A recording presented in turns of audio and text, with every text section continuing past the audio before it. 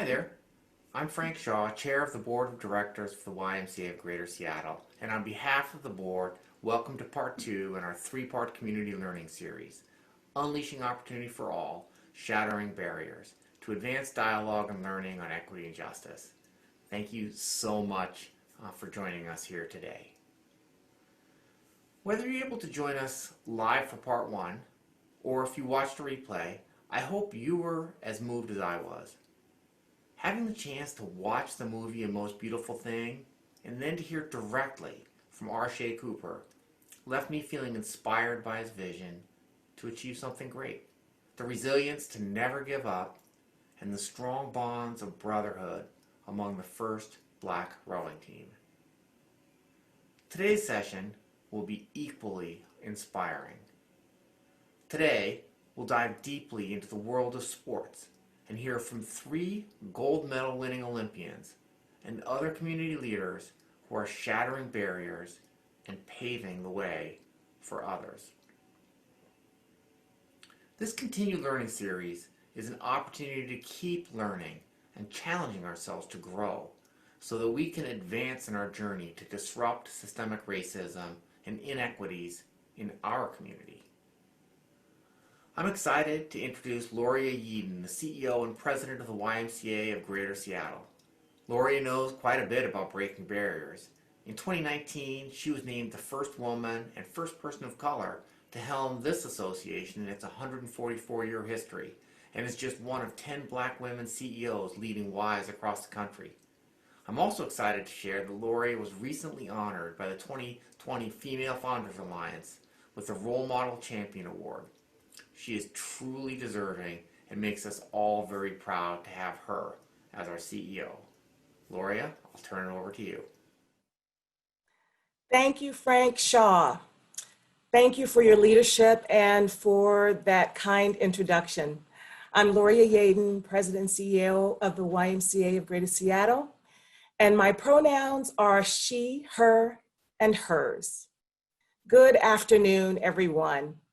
On behalf of the YMCA's community-led board and staff, welcome to the second of our 3-part series, Unleashing Potential for All. We're so glad you're here with us today to learn, grow, and make progress with us together.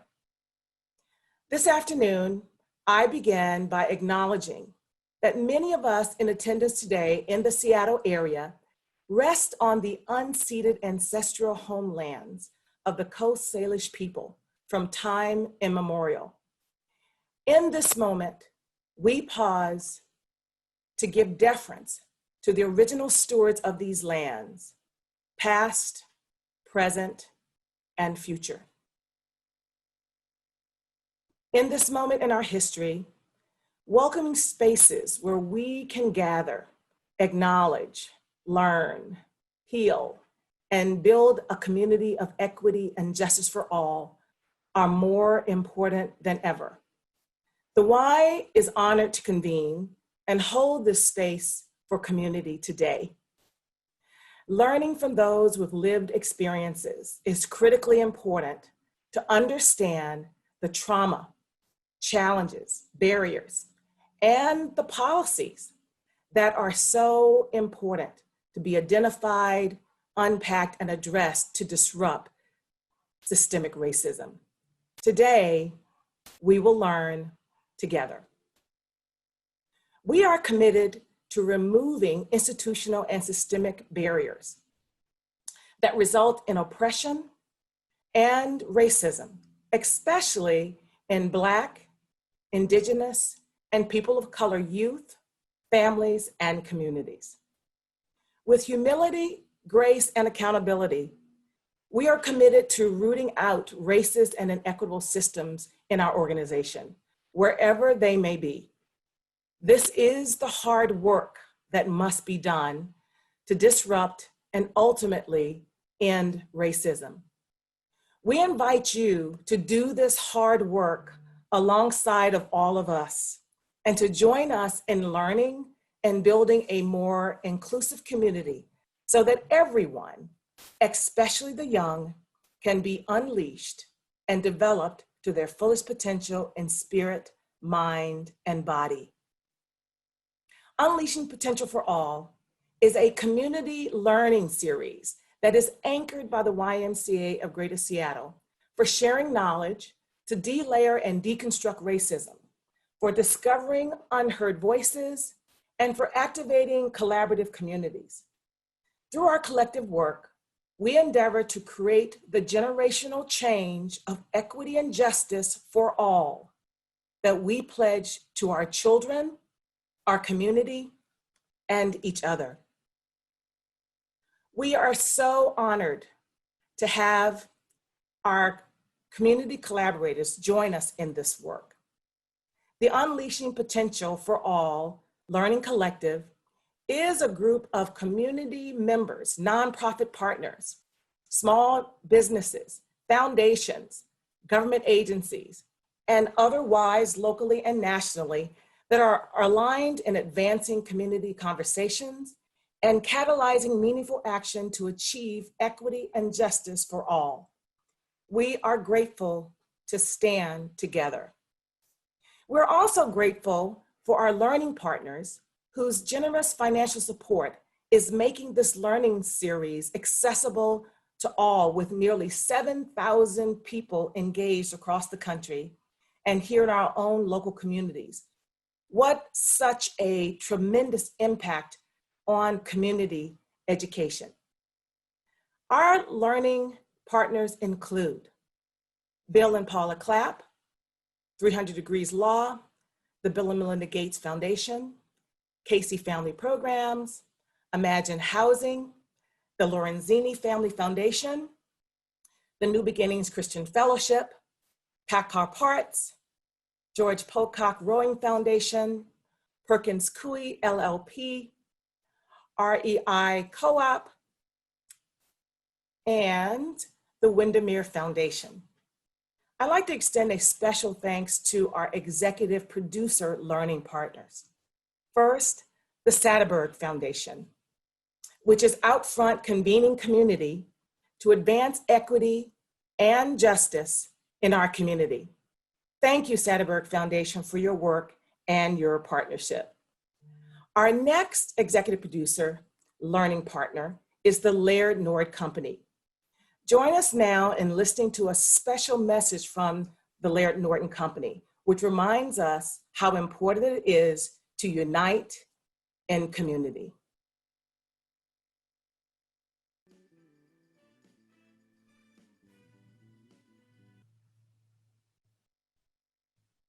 For 165 years, Laird Norton has known that we are stronger together. As one of America's oldest family-owned companies, we have always partnered with others to enrich the communities in which we work and live. These values are even more important now. So across our enterprise, we're joining community partners to give back. Because at Laird Norton, we know we are all stronger together.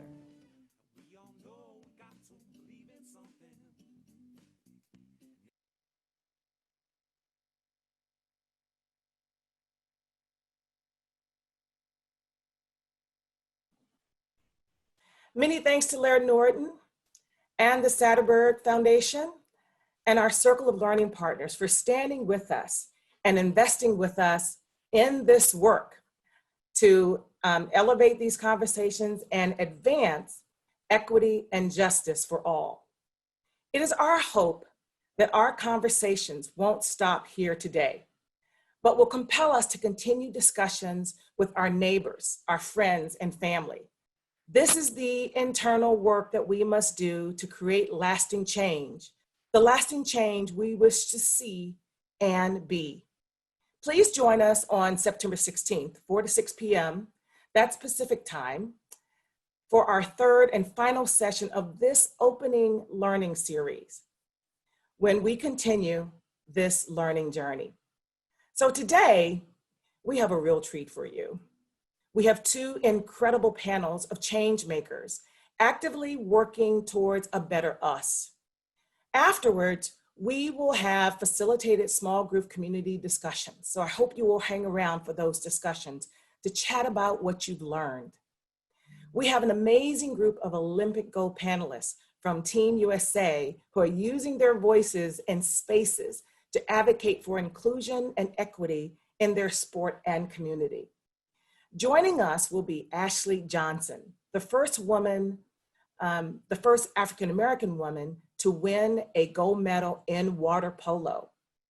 We'll also have Carrie Miller, an Army vet and volleyball player who adapted to a new sport to achieve athletic greatness after a drunk driver changed her life. And Cullen Jones, the first African-American man to set a world record in swimming.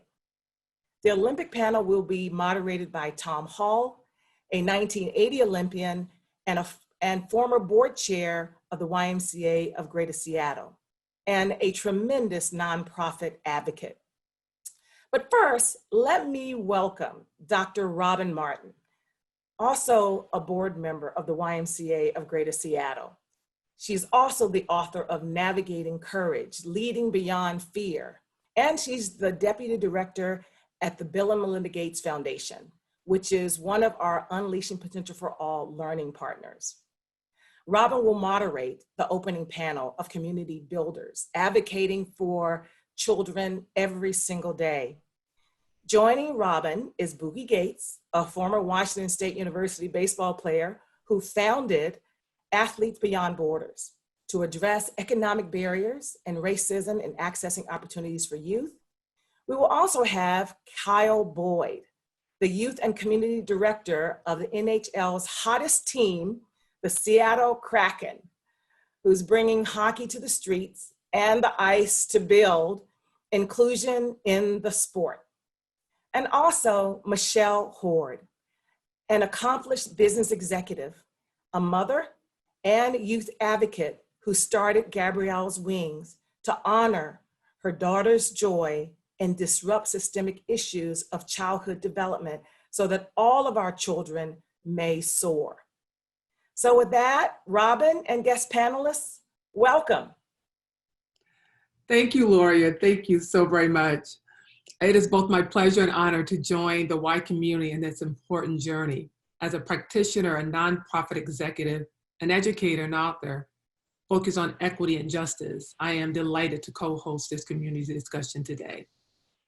We're learning so much about the role of sports and the role it plays in the development of young people, especially those who have shattered barriers to unleash their potential and those dreaming to join them one day. Sports often create lasting bonds outside the family and classroom. And as we heard in session 1, just how important the role of sports can be for childhood development, especially for those who are impacted by generations of systemic racism, economic oppression. Sports plays that role in physical, social, and emotional development of young people that forms trust of self and others. It builds new relationships and achieves progress towards those goals. That's why ensuring racial and socioeconomic equality and access to and affordability of sports programs are critical to dismantling systemic racism and its destructive power. It is allowing more children the opportunity to unleash their greatest, their full greatest. We have some phenomenal voices here to speak with us this evening. Joining me today is Boogie Gates from Athletes Beyond Borders, Kyle Boyd from NHL's newest team, the Kraken, so excited, and Michelle Horde, founder of Gabrielle's Wings. And so let's just get it started. We're going to start with the first round of questions. So the opening question is this: briefly introduce yourselves, your work, and your sport. Share about the state of equity and inclusion in your sport or systemic barriers. And then finally, talk a little bit about what inspired you to do the work that you're doing. Who wants to go first? Well, I'm never afraid to go first. There you go. There you go. Thank you, Michelle. So I'll start with a confession. If my PE teachers heard the word sport and my name associated together, they'd probably fall out laughing. So it's exciting to be among such prestigious company for this panel and this afternoon. My name is Michelle Hord. As previously mentioned, I founded a nonprofit fund called Gabrielle's Wings in memory of my daughter, who I lost suddenly when she was 7 years old. And our goal is really, and it addresses a lot of the things, Rob, and I think we're going to talk about today. She had the opportunity to do things a lot of children who look like her don't get to do, exposure, access, and we know that access is really the game changer with young people for them to even know opportunities exist. So I began that nonprofit fund almost 3 years ago and have a 25 plus year career as a media producer, creative writer, and executive, and certainly can speak to images in front of and behind the camera where I think there are probably going to be parallels with sports. So thanks for having me. No, thank you, Michelle. Looking forward to the discussion. Yeah, good afternoon, everybody. Buki Gates with Athletes Beyond Borders. Many know us as Baseball Beyond Borders, but obviously we also started to see a disparity in the amount of access that volleyball had to play, as well as softball, which in a sense, when I use the term baseball, I'm using softball also in the same reference. I'm a lover of all things baseball, as you probably can know. I'm a product of Garfield Playfield, born and raised in the Central District of Seattle. I'm a proud father, a husband, and really when I look at the sport of baseball, one thing we have to talk about, it is a historical aspect, right? When I talk about it is our national pastime, I'm not just speaking about just baseball in general. I'm speaking of the Black community, right? It's the only sport that Black people ever owned as a league, right? And that's the Negro Leagues. And I want to pay homage to Bob Kendricks and the work of the Negro National League Hall of Fame in their 100 years of celebration of work, right? Of tireless work, trying to continue to increase access and opportunity for Blacks to continue to expose themselves to the sport in which we actually have owned. And when I talk about just the passion that drives me, right, is the desire that I was stripped away from my community in order to play baseball. I did not get the opportunity to sit at Garfield Playfield and play the game that I loved. I had to go across the water in order to explore my potential and my talent. And that really drove the pain that I had to really launch this sports-based youth development organization to see more African Americans, Black kids access to sport. In addition to families be socially connected to the game of baseball. As they are with football and basketball, or what we tend to identify as traditional sports. So I'm honored to be here and excited to continue to tell the story of Blacks in baseball. Yeah, looking forward to it. Looking forward to it. Kyle, you're last, but definitely not least. Thank you, Robin, and thanks everyone for having me and the rest of the panel here today. I'm so excited to just be a part of this. My name is Kyle Boyd. I'm here representing the Seattle Kraken. I work as Director of Youth and Community Development, but some would say my journey in hockey started many years ago. I grew up just outside of Minneapolis, Minnesota, in a community that is beyond passionate about the game of hockey and sharing that game with not only traditional Minnesotans, those who've grown up there, but every newcomer as well. So my parents were quickly indoctrinated to this idea that every child learns to skate. And that really started not only my journey in the sport, but that of my siblings. And it was a fantastic journey up through college playing and enjoying the game at a high level. But ultimately, I decided to become a teacher and give back through the classroom. And so I was mainly a history teacher, world history, ancient history, African American history. And I recently went skating about a year and a half ago and met some of the executive leadership from what was then NHL Seattle, what is now the Seattle Kraken. And they and I got to talking about what would access and equity look like in the greater Seattle area for hockey. What would it mean for this game to become popular here, but not have opportunities for certain segments of this population, certain neighborhoods, certain demographics. And that was something that I experienced personally growing up as one of few players of color that I knew, usually the only one on my team, but was exposed to some great heroes and some great leaders and got to learn names like Willie O'Ree, who broke the hockey color barrier in the NHL in 1958. and learn about the Negro Leagues of the Maritimes, which were much smaller than the Negro Leagues of baseball that Buki was speaking to, but originated in the 1890s. And so there's a long legacy of people of color and Black people in particular playing hockey in the United States and in Canada. And we're excited to not only share that history, but ensure that as hockey becomes more popular here, that it grows in a really equitable and accessible way. Yeah, no, that's great. That's great. And you both talked on it a little bit, both Buki and Kyle, about the exposure and how you got into the sport a little bit. Do you remember like the first set of exposure? Because you're in some what we would call, as Buki said, you know, some non-traditional sports. So do you recall kind of that initial set of exposure, and how did it change you?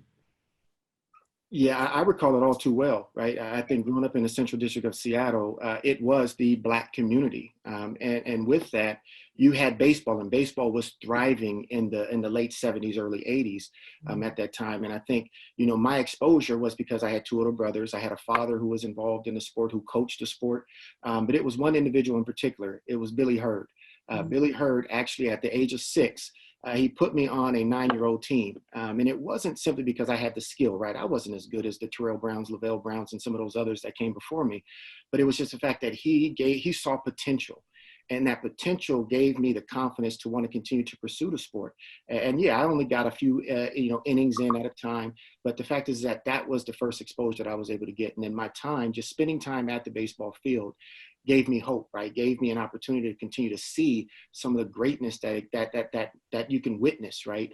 On a baseball field, at Garfield Playfield, and now obviously Rainier Playfield as well. So that was kind of my first initial exposure, in addition to just having a father who was adamant about the sport. Yeah. So. Yeah, no, that's beautiful. It's great to be in sport and community as well. Yeah. Kyle? Yeah, I would say my kind of early exposure was just basic skating, and so you kind of go to the rinks, and you're 4 years old, 5 years old, and you're just out there trying to stand up, which was incredibly fun and engaging for me. And what I remember of those days is that it really was a community effort. You know, my parents and their friends were there, neighbors, classmates. We were all kind of in this new adventure together. And what I like to say about learning to skate and learning the game of hockey is that you learn to fail really quickly. No one steps on the ice and looks like a superstar at any age. And I think those were some of the things too, where it's a sport that offers a different kind of experience for young people. It offers them a chance to fail in a really safe environment, and to fail with many of their friends around them, and to kind of accept that as status quo. And so those are some of the early memories. And in addition to my parents being really encouraging along the way, my dad grew up in inner city DC. My mom grew up just outside of Pittsburgh. And neither of them grew up in kind of a hockey background or an avid hockey community. And I think for them, they really were above and beyond in terms of encouraging, of saying, hey, this is something that's new and different for all of us, but we're going to see how it goes, and we're going to make sure that we can support you in any way we can. Yeah, yeah. Kyle, I'm not quite sure I would describe failing on the ice and skates and falling down as like a safe space, but we'll go with it, right? We'll go with it. We've all been there. We'll go there. Tomatoes at this point, right? Maybe it was roller skates. Maybe it was inline skates. We've all been there. Yeah, it wasn't safe though. It wasn't safe. It wasn't safe. Thank you. I appreciate it. Michelle, we turn to you. You're going to talk a little bit about your investment later on as the session goes on. But what really inspires you? Like, what gives you inspiration, and what has made you invest in the need for swimming for Black youth and families? Well, I think, I can sort of piggyback a little bit off of what Kyle said, is having parents who perhaps weren't exposed to something themselves, but recognize the value of it. So neither of my parents could swim. And at a very young age, my mother put both my younger brother and myself into the Y's amazing swim programs. And we both grew up with a love for water. And as I talked to my peers in high school and college and in life, frankly, even peers who live in areas close to the water. At first, I thought perhaps it was because I grew up in, the greater Detroit area and didn't live next to the ocean that so many friends didn't have the access. But the reality was I was able to see just anecdotally how many people looked like me who were in the pool and who weren't in the pool. And when I had my own child, one of my first priorities from the time she was in swim diapers was to get her in the water, to get her exposed early. And she wound up being quite a fantastic swimmer. And obviously, as sport always does, it teaches you about competition, it teaches you about discipline, it helps with self-confidence. In addition to the most important thing, of course, which was that she would know how to be safe in the water. So we'll talk about it a little later, but as Gabrielle's Wings looks for opportunities to partner with fantastic organizations like the Y, we're looking for partnerships where we can really bridge gaps in our communities. And swimming, when you look at the statistics, is certainly one of those areas for Black children. Yeah, yeah. You kind of talk a little bit about this in the final part. But what brings you, what draws you to this work now? Part of it is your daughter, but also talk a little bit about what joy you're finding in the work. I think that the joy in the work for me is watching, and we have a broad variety of work that we do, specifically though with cultural enrichment and educational enrichment, to talk to a young person who's been able to participate in one of our programs, who's talking about a new book that they read for the first time. A lot of our collections, Gabrielle's Corner collections around the globe, are focused on inclusion. So children reading about children who don't look like themselves, or who perhaps have different families than they do. And certainly just the confidence you see in children when they have access to the right tools, the right training, and the right mentoring. So those are the things that fuel me for sure. Yeah, yeah. Each one of you have talked about the influence of both your parents as well as community, this extended community, and the Y is doing a lot of work in that area. And I know we have a couple more questions to even ask, but speak a little bit more, talk a little bit more about the extended community, right? So you have your nucleus, your parents that are driving and helping and providing and giving you access into that.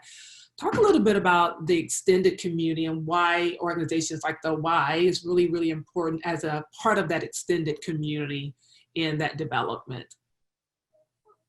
Anyone wants to go first? Buki, you want to go first? Yeah, I can start there. I actually grew up at the East Madison YMCA, right? I was born on 25th and Olive, so I spent much of my time. I can't say that I actually was quote unquote paying for my time being there. I told Lori I'm indebted to the Y. We'll take a donation. We'll take a donation.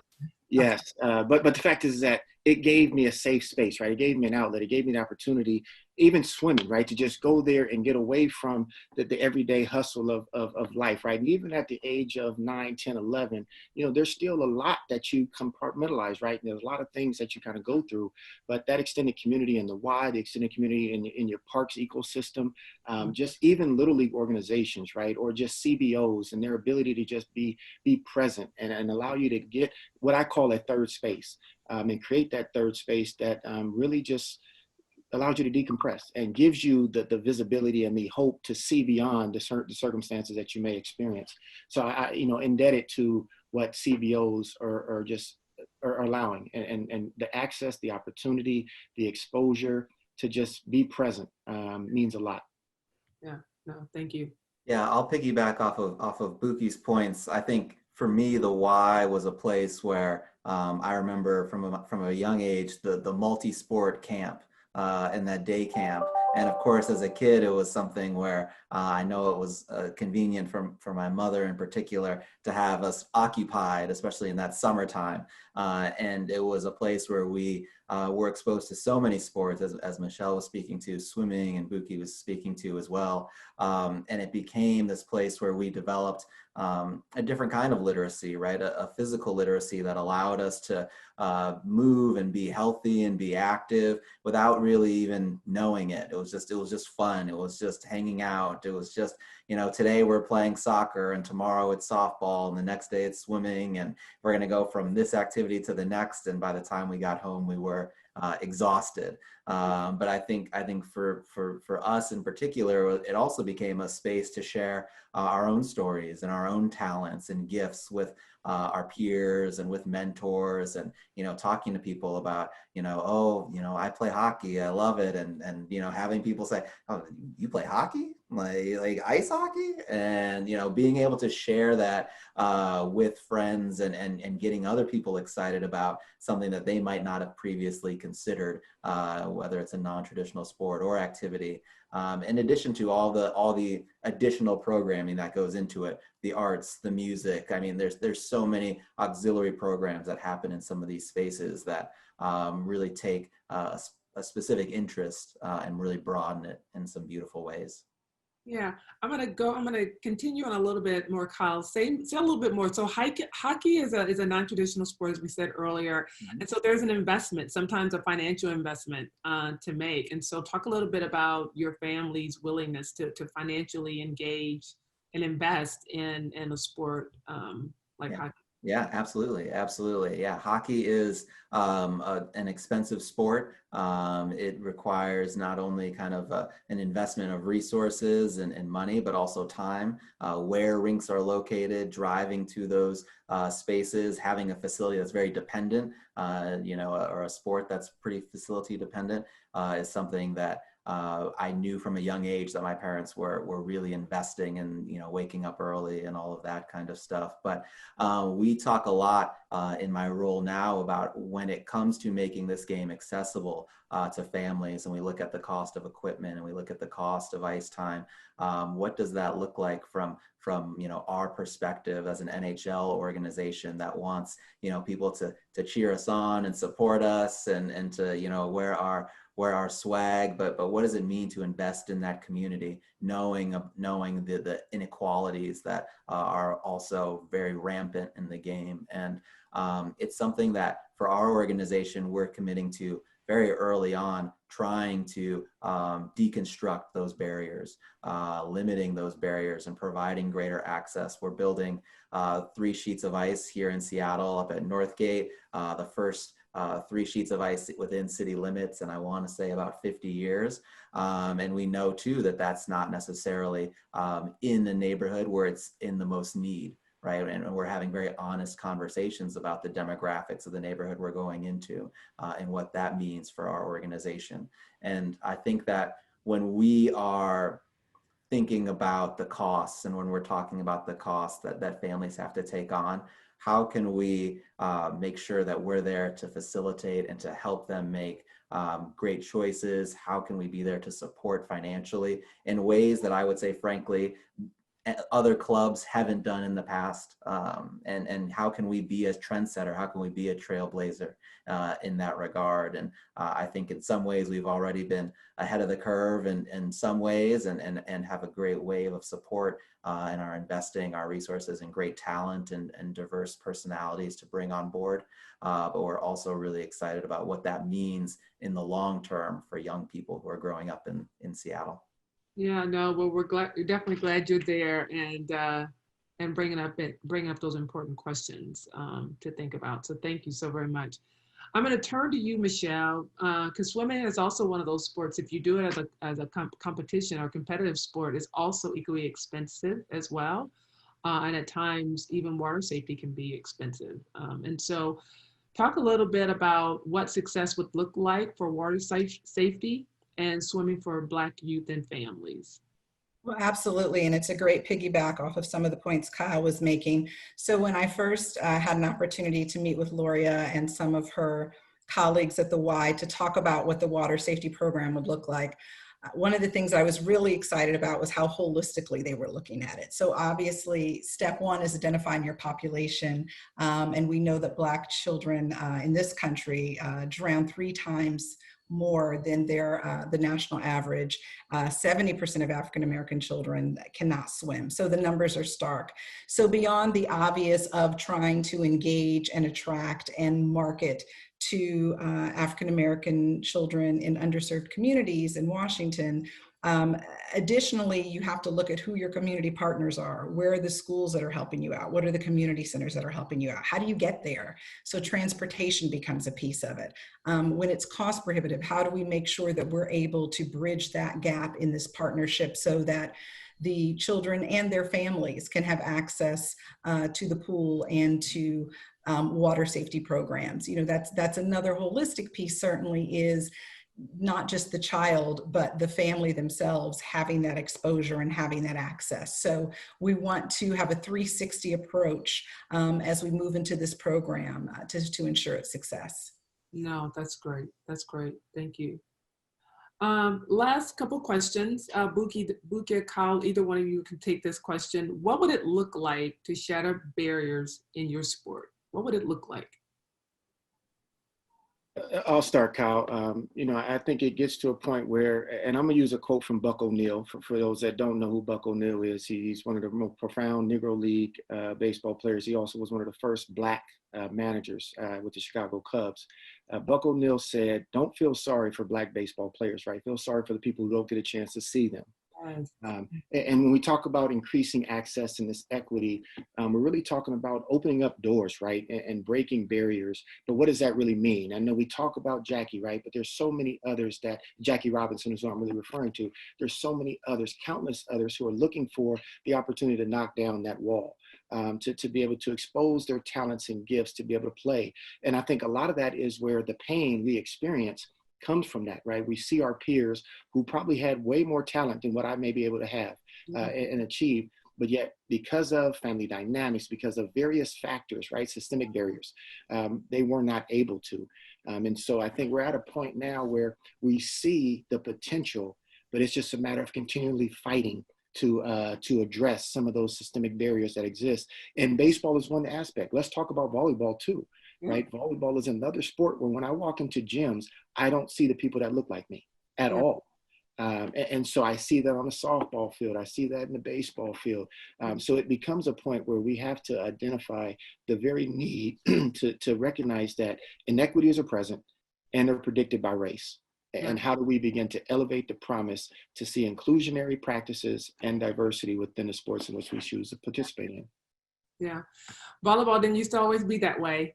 You know, when we taught, you know, I played volleyball years ago, but it didn't always used to be that way. And it was when it started to get out of the public schools settings and started to be club sports. And then it became a pay to play kind of situation. And so now you see the continual change in landscape on the collegiate level because of that. And a lot of other sports are becoming more like well. So yeah.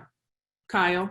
Yeah, no, I'll just speak to this, and I agree with all of Buki's points, but I'll speak to it from a little bit of a different perspective with regards to hockey and ice sports. I think barriers for us are really thinking through kind of what do the facility barriers look like, and what do really radical and exciting and new initiatives around facility investment, what are possible, or what can we imagine and dream up together. I think about Minnesota, where I grew up, as one of the most diverse hockey communities in the country. I would say any U.S. player of color, or the vast majority of U.S. players of color, have at some point played a significant portion of their hockey career in Minnesota. And that's the result of community investment, community centers, YMCAs, public school systems. I grew up in communities, both in city public schools and suburban public schools, where every first grader got to go on a field trip and skate. You know, and that's an investment. That's something that that community has committed to providing to every youth, no matter kind of what their zip code or their background. And I think about that level of commitment really being radical and changing. When we think about Seattle specifically, it's great that we have a number of golf courses within city limits, but why don't we have more ice rinks? And I think about, you know, what do we mean when we're talking about, well, you know, facilities are a big investment and there's a lot of cost there. But we know that especially around ice sports, rental between hockey use, figure skating use. There's a great curling community here.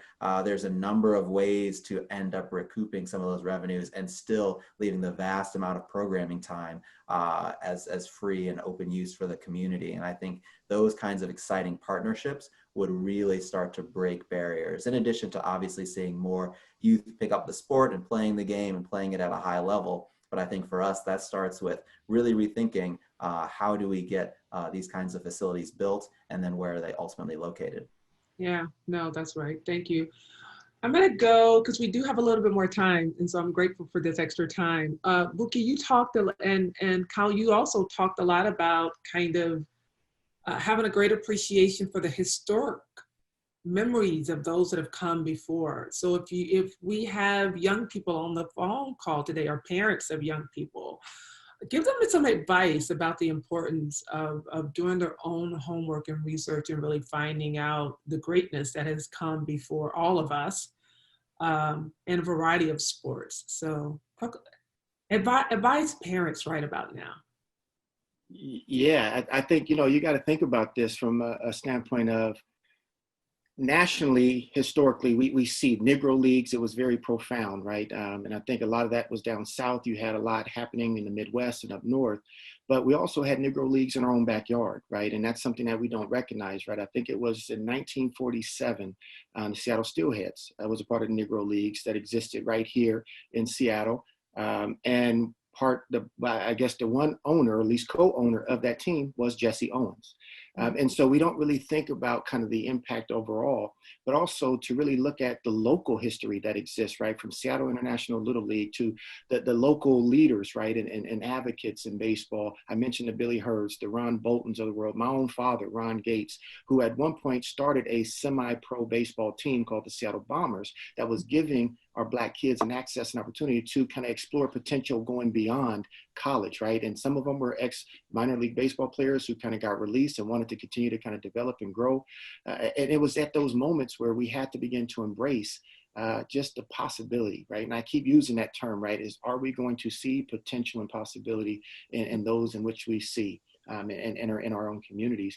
But I think it's important, right? It's important that we begin to understand the historical context behind sports in which we are looking to participate in, because obviously there's some rich history, right? There's richness in knowing kind of what individuals went through, what they experienced, and how they, in a sense, paved the way for you to even stand and be exposed to the sport very well today. Yeah. Yeah, I don't know if I have too much more to add to that, but as a history teacher and sometimes, getting a little long-winded, I would just say there's so many beautiful stories out there that are captured in a variety of ways, as Buki has spoken to, whether it's children's stories, whether it's, online articles, historical research. There's so many websites now and so many historians that are putting all of this content that we're speaking to out into the universe and available for families. And I think that, reflecting on my own upbringing and seeing it as an opportunity to learn together as a family. My dad dove in with 2 feet when it came to, learning more about hockey and learning about the history of the game. And he remembers, players of color playing for the Washington Capitals once upon a time. So now he's going, oh, who are those players? What are they up to now? Seeing the influence and seeing that kind of excitement in parents around research, I think further inspires children to do research of their own and to take it upon themselves and to always embrace the variety of stories, whether it's, as Buki was saying, the Negro Leagues. I had a poster in my childhood bedroom of those athletes. And I'm thinking of, with regards to swimming and what Michelle knows, I'm sure a whole lot more about than I do, seeing athletes of color and swimmers on our USA team and fighting for gold medals. All of those stories are so powerful. And I think that that's one of the things that when I think of, how do you get a little bit more of that historical context and understanding, it really becomes a whole family kind of adventure. Yeah. Michelle, I'm going to give you a slightly different question about advice for parents, right? So you talked a little bit about what inspires you was as a mother giving your daughter all that you did not have as a younger person and making sure that other children have that. Talk to parents that are talk to the parents in general, those who have the means and those that do not have the means, about what they can do to get their child involved in sport. Also talk to potential donors, like those people, community leaders that want to get involved and want to understand how they can use their resources to help give you a greater opportunities in sport. You're on mute. You're on mute, Michelle.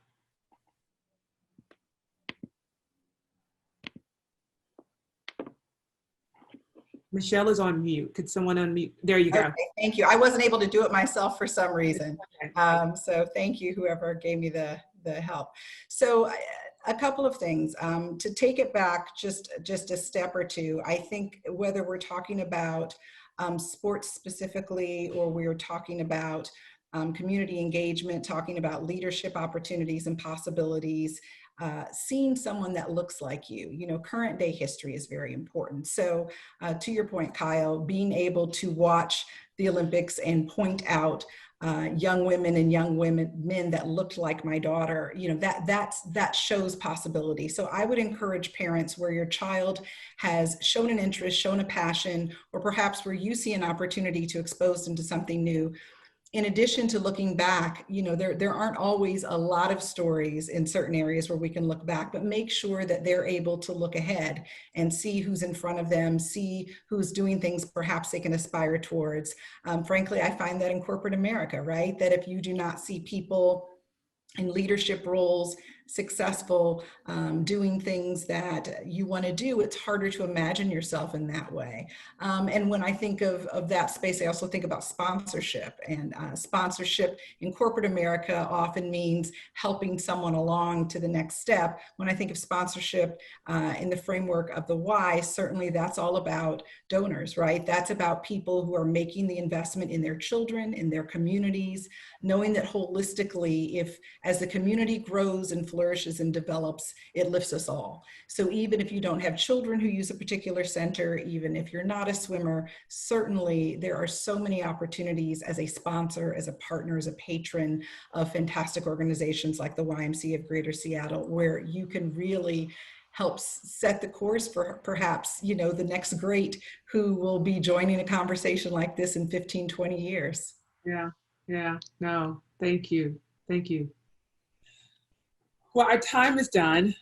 This has been an extraordinary conversation. I want to thank you all for sharing your thoughts, your messages, your wisdom with me, with all of us, right? But this conversation is not over. Kyle, Michelle, and Buki will be back after the next session, so please rejoin us. Stay tuned for the next inspiring conversation with 4 phenomenal Olympians, all working to advance equity and justice in their fields. Please enjoy and learn with us during this educational moment brought to us by our learning partner, REI Co-op. Enjoy. Thank you all again. See you all back here in about an hour.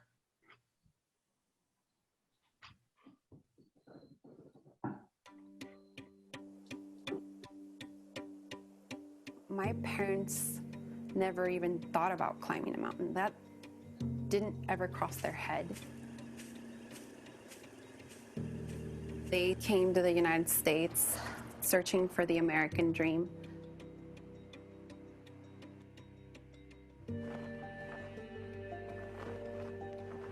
Vinimos aquí, oiga, para mejorar nuestras vidas. Quiero mis hijos más aquí porque tienen un mejor futuro que yo.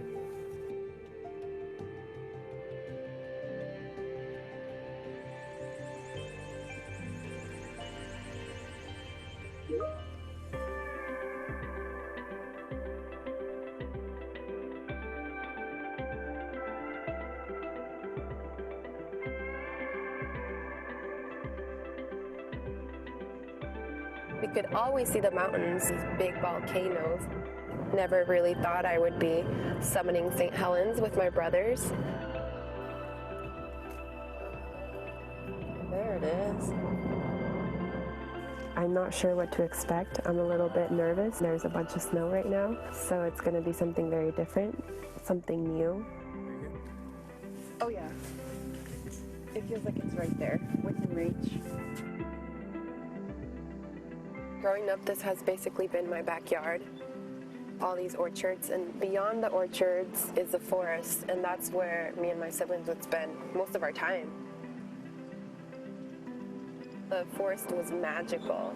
We would go in there and thought that the spirit animals were talking to us or we were talking to them.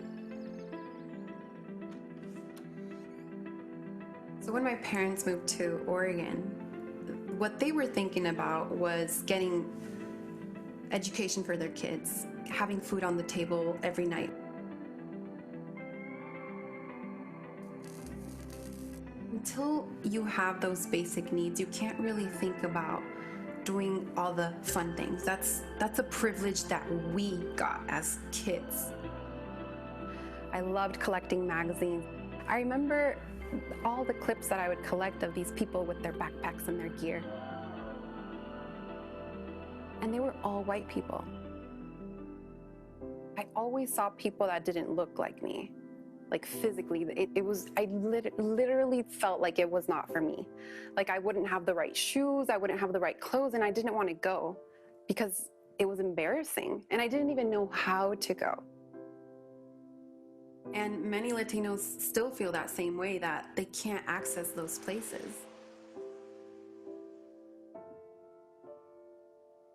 If you were Latino and you were walking around the valley, there was a lot of stigma attached to that. Like you either didn't have a car, somebody left you somewhere, or you were running away.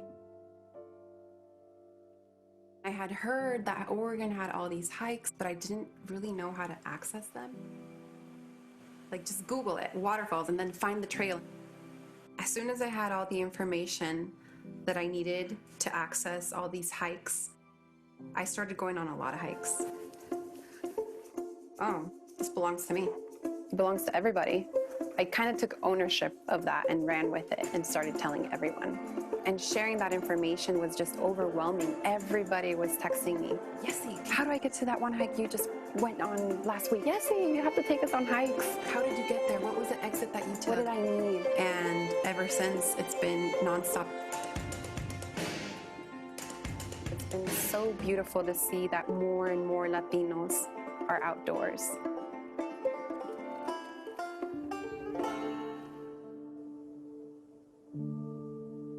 I think I'm in a very unique position where I'm bicultural.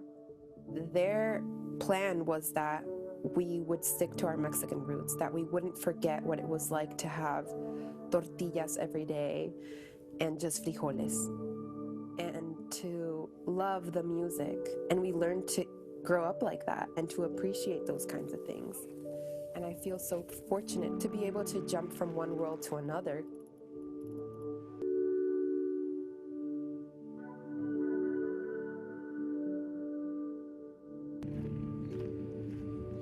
Sí, ella nos ha enseñado, oiga, todo esto de andar en la montaña y hiking y todo esto. Nos ha abierto las puertas y nos ha enseñado, y no nomás a nosotros, a más familias también. El sueño americano, yo lo pienso para mis hijos, no para mí.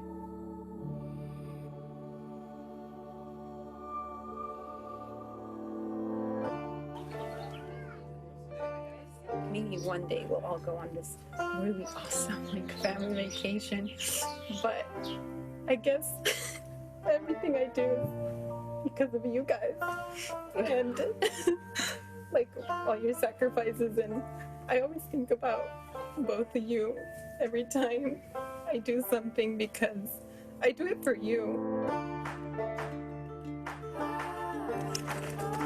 Listo.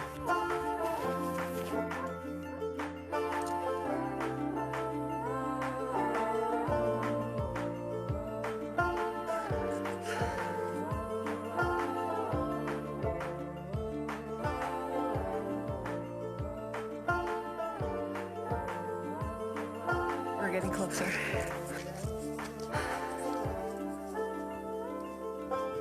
I can't wait. I just can't wait.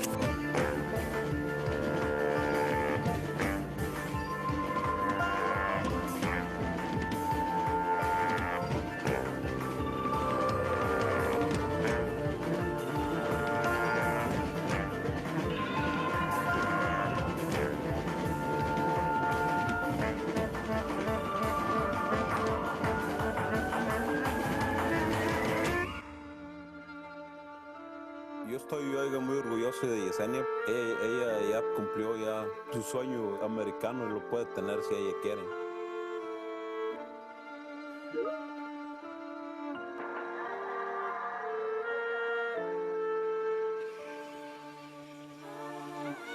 I am here, and I'm here to stay, and I'm here to enjoy it for the rest of my life.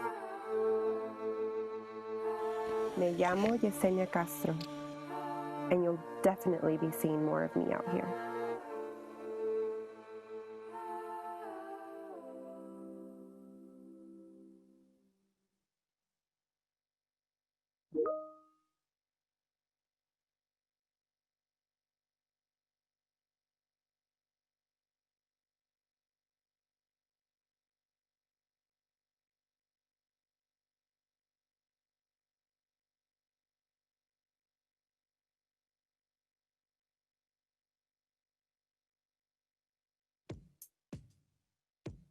Discovery of health, discovery of wealth, discovery of self, discovery of wealth, discovery of health, discovery of self, discovery of health, discovery of wealth, discovery of self, discovery of wealth, discovery of health, discovery of self.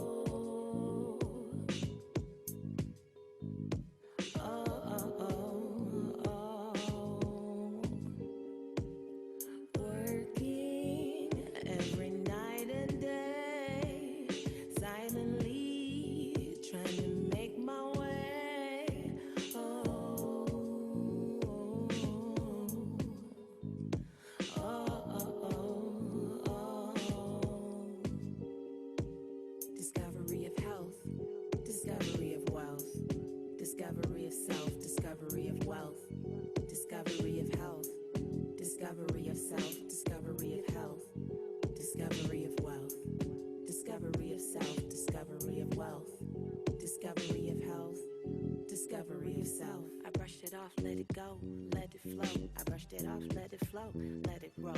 I brushed it off, let it go, let it roll. Let the universe know that I seek control. I brushed it off, let it go, let it flow. I brushed it off, let it flow, let it roll. I brushed it off, let it go, let it flow. Let the universe know that I seek control. Whoa.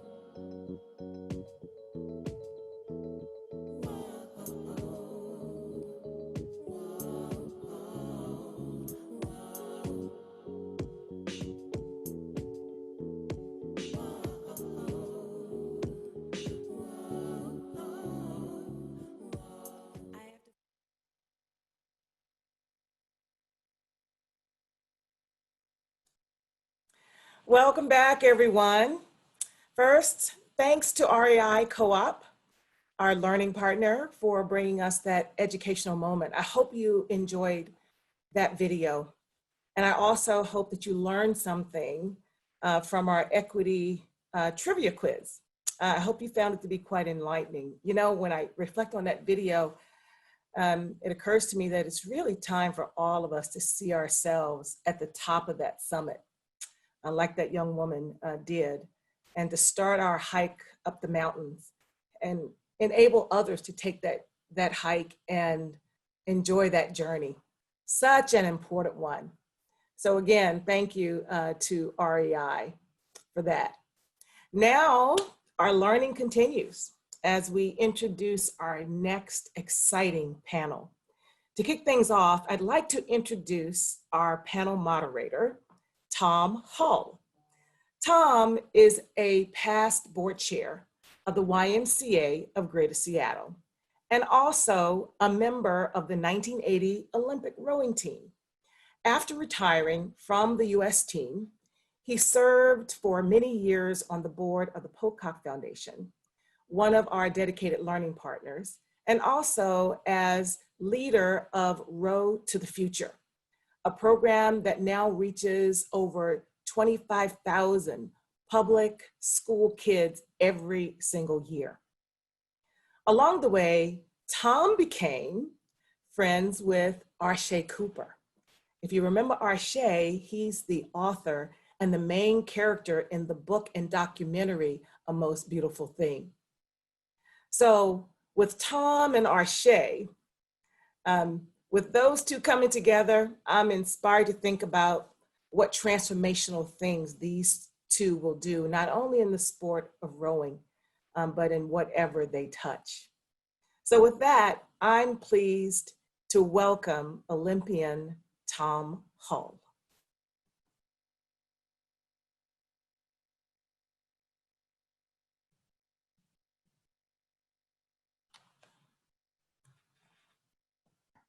There we go. Hey, thanks for those kind words, Gloria. And hello to everyone out there in our Y family. It's such a privilege to be with you tonight carrying two flags, the Y and the Olympics, two of the biggest things in my life. We're so honored to be joined tonight by three amazing members of the Olympic and Paralympic family. And I can't wait for you to meet them. They carry the torch, not just for their sport, but also for the values and the ideals of the Olympic movement, values like friendship, peace, and freedom from discrimination, the exact same things we stand for at the Y. You know, the Olympic Charter says the practice of sport is a human right, a human right. The question is, are we delivering on that promise? Based on the data and what you heard from the first panel, I think it's pretty clear the answer is emphatically no. Far too many kids never get a chance to fully participate in sports because they're surrounded by systemic barriers and inequities. So what are we going to do about it? Well, let's meet our three Olympic panelists with a short video and see what they can teach us about how to level the playing field. Let's roll it.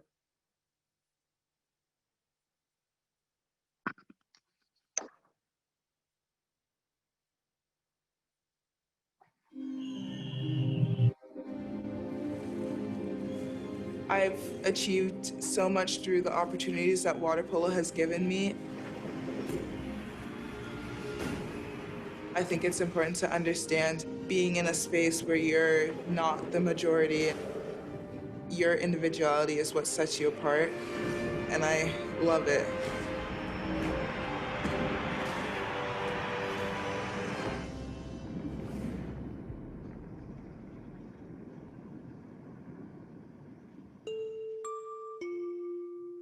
My name is Ashley Johnson, and I won my gold medal in water polo. I feel like I didn't really choose water polo. I kind of just fell into it, and I loved it.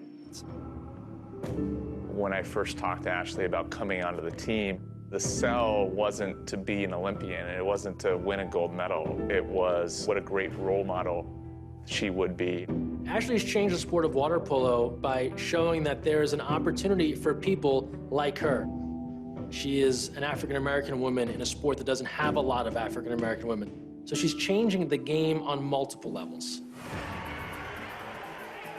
Walking in the opening ceremonies was definitely one of my favorite moments in the Olympics. It was such a special moment. As the first Black woman to represent the U.S. Olympic team in water polo, it was amazing to just have that experience. It's just really cool to break through that kind of invisible barrier that you don't even think about until you're there. My role on this Olympic team was a very important step in my mission to be a role model for young Black girls and other people who want to play this sport. She's doing things the sport of water polo, specifically women's water polo, has never seen before. We haven't had that many African Americans in our sport, and the more that they can see someone like Ashley do what she can do, the more that we can get more African Americans involved in our sport. This sport needs role models, and it needs them in different communities, in people that have different backgrounds.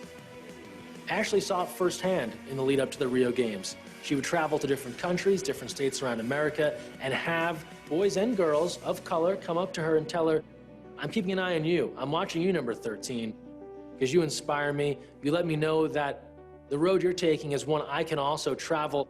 And now people in different communities that water polo hadn't reached in the past can look at someone like Ashley Johnson and say, I can do that same exact thing. The stigma of black people don't swim is something that it bothers me. And I hear this a lot. Like, I don't float. I can't float. I have 4 medals. I cannot float. So I'm going to put that out there right now. I've been to the Olympics twice. Cannot float. It has nothing to do with learning how to swim. My name is Cullen Jones. I was in the 2008 and 2012 games, and I was lucky enough to bring home 2 golds and 2 silvers. I'd never had swim lessons at that point. My mom didn't know how to swim. My dad kind of knew how to swim. I shot out of this ride and flipped upside down on an inner tube and was trying to pull myself up, and I was underwater for 30 seconds. What they say is that a child can have brain damage after being underwater for that long. They had to pull me out of the water and resuscitate me, and my mom said, never again, we're getting you into swim lessons. My friends, they used to say, you know, as a black swimmer, like, you still doing that swimming thing? And, you know, all of my friends played basketball and football and ran track, and they always made fun of me for swimming. When we want to go back in history and we want to talk about, you know, access, African Americans didn't have access not only to pools, but just the education of learning how to swim.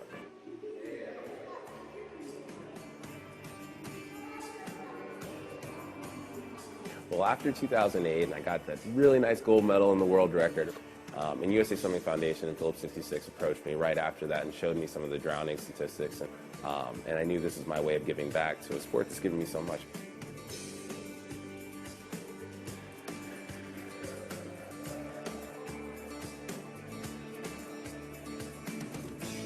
So important that for me to give these children a positive experience around water. There's so many different stories where children have had negative experiences around water. It's so important that they have a positive one. It's about the swim lesson. You know, it's about being water safe. Like, you could be the next Michael Phelps or me or Katie Ledecky or Missy Franklin, or I can go on for days because Team USA is so dominant.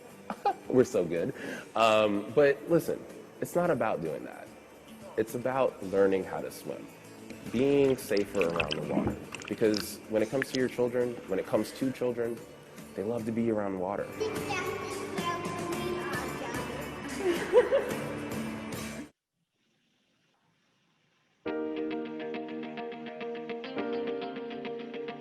To wear the USA symbol on my jersey, it means the world to me. I was in the military, and it was something that I fought to be a part of, and I fought for my country, but to be a part of something bigger in order to help make change, it was awesome.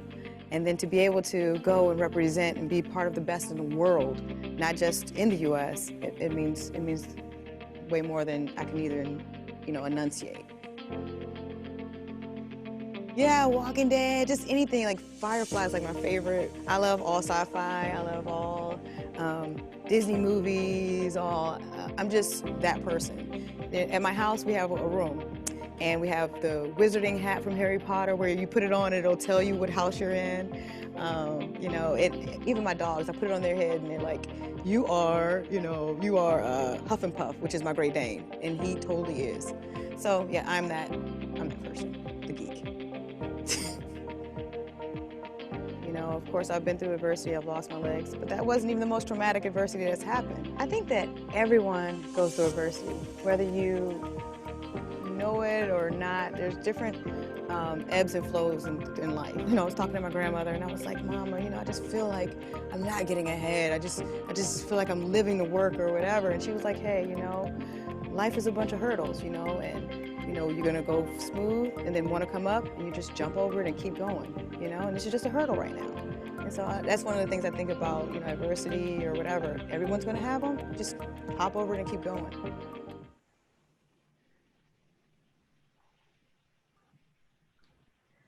Well, there you go.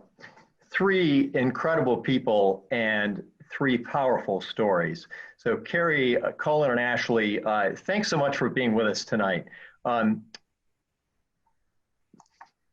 There we go. I want to start just by expressing our gratitude. Thanks for what you guys do every day, not just as athletes, but also as teachers and leaders in events like ours. You know, it's clear watching the video how much this work means to you. So let's dive into the discussion. Ashley, let's start with you if we may. So we watched the video. You have a lot going on. Give us a snapshot of your life right now. What's next in your journey as an athlete? And how are you looking to bring your voice to the table in conversations about race and equity? Hi, Tom. Hi, everyone. Is there echo? Okay. It's great to be here. Thank you for having me. Thank you for moderating this discussion. I'm like so inspired hearing Carrie's and Cullen's story and what they're hoping to bring. So I'm a little nervous. But yeah, I've been in SoCal for the past 5 months since the pandemic happened, and just back in training, have been in training for 8 weeks. And yeah, looking at my sport, we've done a lot. We've embraced the movement and have taken major steps towards inclusion and equity and just increasing diversity within water polo, which is something that has needed to happen, we've been moving towards, and I'm really happy to be a part of. Yeah, there's just so much change that's been going on, and it's just elevated my need to contribute to this change and to be able to be a part of it and to drive it and just make water polo a space that's inclusive for people who look like me and look like us, and just create more space and more opportunity, because I've seen so much opportunity through our sport, and I'm just, part of my mission as an athlete is to bring that opportunity to others who look like me, who maybe haven't seen themselves in the sport before and maybe don't think that water polo or aquatics are for them. And yeah. So I'm thinking about the challenges of training for the Olympics and now in 2021 and being that spokesperson. How full are your days? You must be pretty busy. Yeah, so our training has decreased a major amount. We used to train twice a day and have lift and all of these different obligations with the team. And that has sort of shifted to conversations like this and one-on-one Zoom meetings with other athletes. And within our sport, we started an Alliance for Diversity and Equity, and it's full of meetings for that. And just my concept of myself as an athlete and as a role model in my sport has greatly expanded, because I am focusing less on the game and understanding my role in the sport more and being able to pursue that on a daily basis. As I train towards Tokyo 2020, it's been an interesting balance, but it's been very fulfilling, and it's been really cool to see the community of people of color within our sport come together in this way and be able to support each other and just hear all of the messages of support, just the power within our community. And it's never been like this before, and it's just really incredible for me to be a part of that and see it. You know, it's great to hear how the athletes are coming together. And I think back 40 years ago to 1980 in my time, how the athletes did the same thing. But today, you know, that energy seems to be even higher. So let's talk about your journey as an athlete. And, you know, for every Olympian, the journey is a long one, and there are a lot of different barriers, but you've been the first in so many ways. Tell us a little bit more about the toughest barriers you faced and how you overcame them. I think that the toughest barrier that I faced in my sport and in pursuing my Olympic dream was actually having that dream and believing that I could be there. Our sport is predominantly white, like Carrie's and Cullen's, but I heard a lot of stories. We all hear these stories when we're in these spaces that you don't belong here. Why are you here? Like, maybe not so overtly like you shouldn't be here, but they're little subtle things that tell you that ask you why you're here, why do you belong? And you begin to ask yourself those same questions. So I had to hear those. I had to really understand, why was I here? What was my purpose being here? Like, I, as an athlete, am motivated by fun and competition, but it needed to be deeper than that, because the doubt that people were instilling in me was deeper than that. It was my skin. It was something that I couldn't change. It was where I was from, what I look like. And people were telling me a story about myself that I didn't really understand, and I didn't really see my role in it. So like Cullen said in his video, in his introduction, I had to go and do the work and understand the history of Black people in aquatics, understand the history of racial inequity in terms of aquatics, and why were people telling me this story about myself that I didn't even know, you know?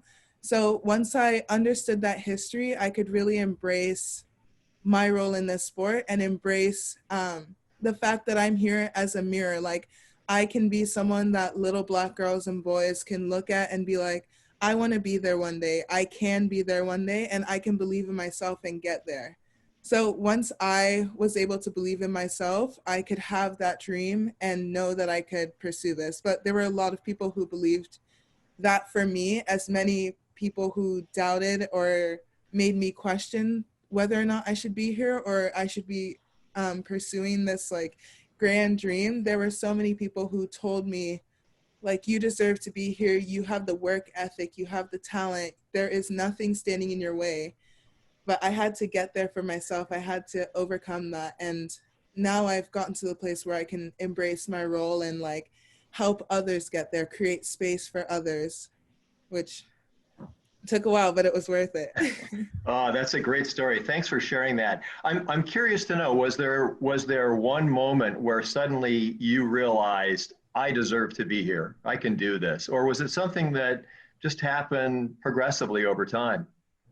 There were definitely a bunch of little moments where I like grappled. I went back and forth on like whether I deserved to be here. But when the national team coach reached out to me and offered me the chance to try out for the Olympic team in 2016, I said yes, but I was still going back and forth in my mind. And on the plane ride from New Jersey to SoCal, I was like, I had to make a decision. Like, I had to make a decision to fully commit, to fully embrace that I as an athlete deserve to be here. I as a person had worked my entire career to get to where I was. I worked for every opportunity that I got, and I was the only barrier standing in my way at that moment. Like, I just had to get over my own mental barriers and be the person that I had trained my whole life to be, whether that was like pursuing Olympic gold, whether that was being a good teammate, whether that was being a role model. Like, I put in the effort every day in practice with my teammates in school to get to where I wanted to be, where I was going. So I just had to buy in. You know, I think we can all relate to a lot of that story, because you know, the big things that we accomplish in life all start with believing in ourselves. So thanks for sharing that part of your story. It's fantastic. Cullen, let's turn to you next. You've kind of made a transition from Olympic level swimming to sort of the next stage of things. What's next in your journey as an athlete? Tell us what you're up to and how you're bringing your voice to the table in these conversations. Well, after my medal in 2008 and getting the world record, like the intro said, I was working with the USA Swimming Foundation and Phillips 66 with the Make a Splash initiative. I'm still a part of that. I'm still one of the faces for it. And I continue to push until they push me out, which I hope doesn't happen anytime soon. I enjoy that so much, being able to travel across once things open up again, travel across and give lessons to kids. And it just warms my heart and I know that Michelle Hord said that in the earlier panel, that it's about exposure, and giving children a positive experience around water is something that it's a gift that my humble beginnings of almost drowning at the age of 5, I know the importance of learning to swim and teaching a child to know how to swim. If it wasn't for my parents pushing me and putting me in the Y, hint, hint, to go learn and swim, Right. I wouldn't be where I am today. So I'm grateful for the opportunity to continue to do the work of teaching kids how to swim. But I now, like you said, Tom, I have a little one of my own. He's 1 year old, and I actually gave him a swim lesson today. It was amazing. But it reiterates in my mind every day when I see him and how much he loves the water, even more than me. Seriously, I wanted volleyball or water polo, anything but swimming. Do something else. I want something else. But this kid loves the water, so we'll see. I might be in the sands highlighting names for swimming. We'll see. Congratulations. That's so exciting. So maybe another generation on the U.S. swim team. Keep it going. Pressure. No pressure.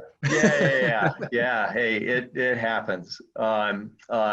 So much fun. So let's talk about your journey a little bit. After surviving your near drowning experience, tell us a little bit more about some of the barriers that you faced and how you conquered them. You know, I grew up in Irvington, New Jersey. I was born in the Bronx, and I watched A Most Beautiful Thing, and it was eerie, the similarities of where I grew up and to those four rowers. It really hit home for me. There were a couple times they got me. I teared up. I teared up quite a bit because I know my life could have went completely different. And I would honestly say, if it wasn't for my parents and swimming, it kept me straight. I remember my dad putting me on the foul line and saying, "You're not going to go home until you hit 5 free throws." And that was how I took swimming. Once I started getting into swimming, it wasn't about being the next, he wasn't there yet, but Michael Phelps. It wasn't about being the best. It was just about being better than I was the day before. And I was blessed enough to be on a very diverse team, but every single time that I went to a swim meet, it was very, very clear that I was very, very different from all of the other people that I was racing. And it wasn't until I was about 15 years old, my mom had enough of the team I was on, said, "We're moving, you need a different team." And I went to a JCC, which most people laugh because that's a Jewish community center. And that was my first instance of being the only Black person on the team. And I swear I had no problems with my teammates. My teammates loved me and brought me in just like anyone else. Didn't matter the color of my skin. It wasn't until I started winning, Tom. It wasn't until I stopped getting that pink and purple ribbon, the 6th and 7th place, when I finally won. And I remember it like it was yesterday. My dad, who passed when I was 16, was still with me. And he was so proud, not that I gave up basketball for swimming, but he was proud that I actually won and I got the blue ribbon, and he was excited. And I walked up to him and my mom, and we're jumping up and down. And a lady walked by and said, "Shouldn't he be swimming, or shouldn't he be playing basketball?" And I know my mom is listening. She's on here right now. My dad had to grab her because that's my lady. She's always in my corner. She was ready to go after that lady. But my dad turned to me and said, "Do you know why that lady said that?" I said, "Why?" He goes, "It's because when you were getting 6th and 7th place, you knew your place. It was okay for you to be there. When you started winning and you beat her son, that's when it became not okay. That's when it became your role in this sport. You're doing too much. You're supposed to be in this back here. You're not supposed to be at the top." And Tom, that's when I realized what haters were. So then after that, I was fueled. That was it. That's all I had to hear. And I went to practice every day. I trained my butt off. But just like Ashley said, I couldn't think about breaking barriers. I couldn't think about doing that kind of stuff. It was just about being better than the person that was next to me in the other lane. That's great to hear. So I'm curious, after you won that first Olympic medal, what did that do to your mindset, not just as an athlete, but as a human being? I gotta echo Ashley again. It was, I got the gold medal, and it was, yes, I'm a world record holder. Yes, I've got a gold medal. Yes, I was a good teammate. I was a part of Team USA. It didn't hit me until I literally landed back in New York, and I was going to go see my family in Jersey, and somebody walked up to me, middle of Times Square. "Hey, can I get your autograph?" And my first thought is, yes, I'm 6'5". No, I'm not a basketball player. And they're like, no. You're Cullen Jones. You just got the world record. what? And at that moment, it changed. My life changed completely. And then when USA Swimming Foundation and Phillips 66 approached me about, the drowning rates, and I know I've got to echo Michelle again, she brought up the drowning rates. I knew that this was my way of giving back. And that's when, Tom, I started thinking about being a role model. Other than that, I just wanted to be a good teammate. Yeah, great. So thanks for sharing that. All right, so Carrie, let's hear from you. Talk about a woman on a mission. You have accomplished so many things, and both on and off the court. So tell us what's next in your journey as an athlete. And I know you're involved in so many things, bringing your voice to the table as well. What's going on in your life these days? Well, for me, I'm no longer competing, so I'm kind of jealous a little bit of Ashley, but not really. I actually saw you and your team at the awards, and I was like, oh, they're so cool. So yeah, I'm fanning out a little bit, but yeah, for me, I've retired after the last games, and I've continued to start my own team, sitting volleyball teams here. Well, actually in the San Antonio area, and I just moved to the Houston area, and COVID happened, so we're on pause for that. But one of my main things that I wanted to do was, like, for me, going through the process of starting volleyball, which that was not my first sport. I'm a basketball player. I run track. I'm from DC. So that's what I knew, right? The little prissy girls with the tight shorts were the ones who played volleyball in my world, right?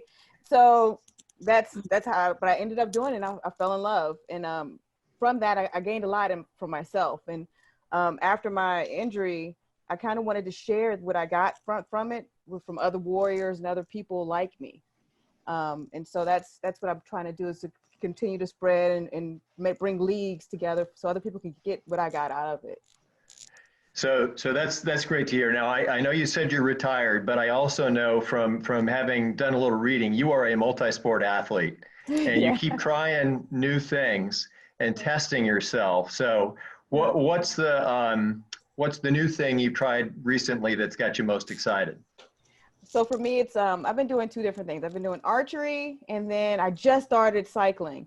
Now, archery, I love it because it's like it's you against yourself, no matter what. And you can always get better. No matter what happens, you can always get a little bit better, And so I'm kind of digging that. I like that. It's like I still have that ability to be competitive, but it's, shared with, on a different level, Yeah. Always fun to challenge yourself to new things.